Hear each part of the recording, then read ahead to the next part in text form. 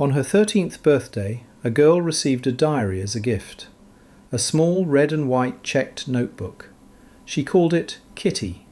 She had no idea that the words she was about to write would one day be read by more than 30 million people, translated into over 60 languages, and studied in schools across the world.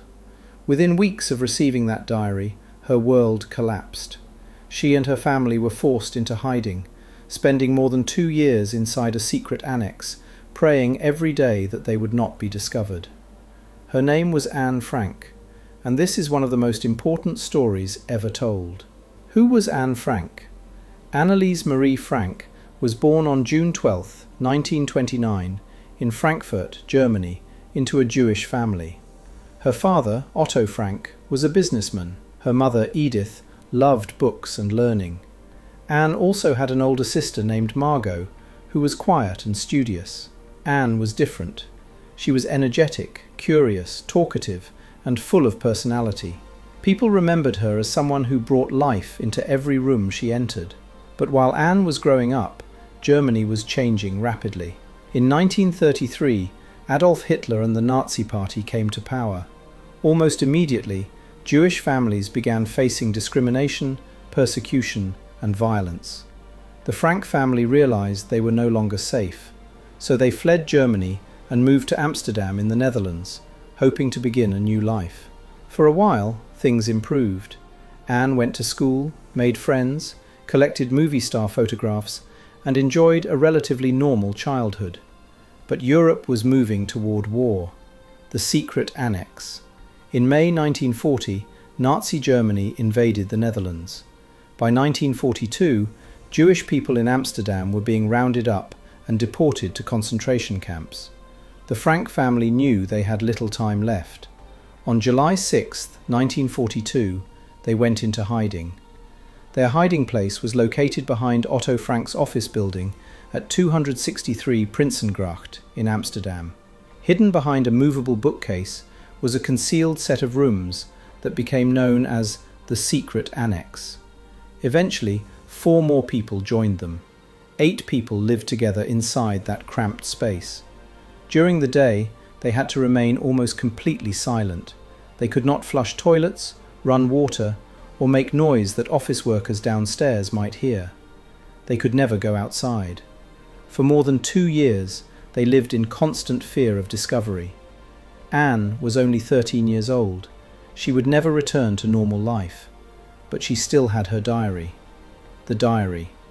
Inside the annex, Anne's diary became her closest companion. She wrote about everything. She described the fear of being discovered, the tension between the people hiding together, and the loneliness of living cut off from the outside world.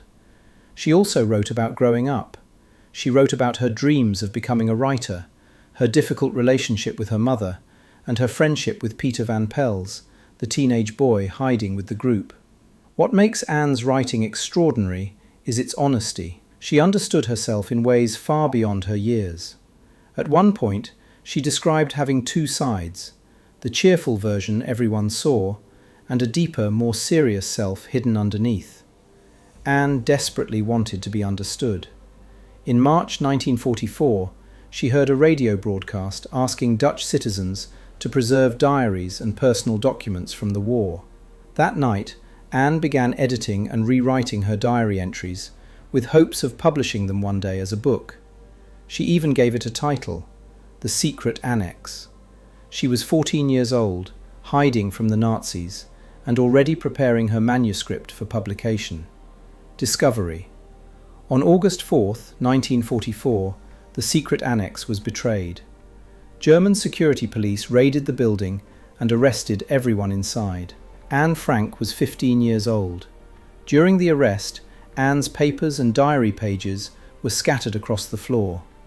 One of the helpers, Miep Gies, gathered the writings and kept them safe, hoping she could someday return them to Anne. The prisoners were first sent to Westerbork transit camp in the Netherlands, then deported to Auschwitz. Later, Anne and Margot were transferred to Bergen-Belsen concentration camp in Germany. Conditions were horrific. Disease spread rapidly through the overcrowded camp. In early 1945, both Anne and Margot died of typhus, only weeks before the camp was liberated by British forces. Anne Frank was 15 years old. The diary lives on. Otto Frank was the only member of the family to survive the Holocaust. After the war, he returned to Amsterdam. There, Miep Gies gave him Anne's diary. Reading it changed him forever. He later said he had never truly known the depth of his daughter's thoughts and feelings until he read her words. Determined to fulfill Anne's dream of becoming a writer, Otto worked to publish the diary. In 1947, it was released in Dutch under the title The Diary of a Young Girl.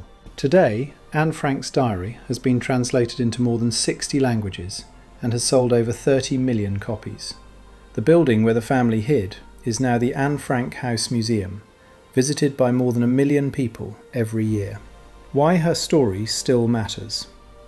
Anne Frank did not change history through politics, military action, or public speeches.